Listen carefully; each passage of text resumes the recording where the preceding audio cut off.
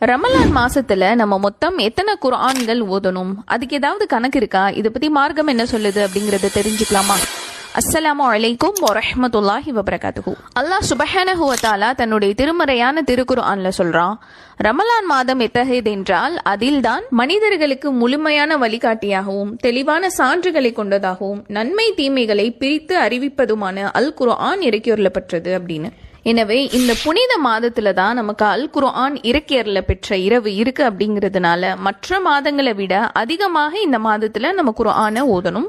ஆனால் நம்ம என்ன ஓதுறோன்னே தெரியாம பிழைகளோடு வேக வேகமா ஓதி முடிக்கணும் அப்படிங்கிற நியத்துல ஓதக்கூடாது. அல்லாஹ் பாதுகாக்கணும். இதே தவறதான் நபி ஸல்லல்லாஹு அலைஹி வஸல்லம் அவங்களுக்கு முதலாக வஹி இறக்கப்பட்ட போது அவங்க வேக வேகமா மனனம் செஞ்சு இந்த தவறை செஞ்சாங்க.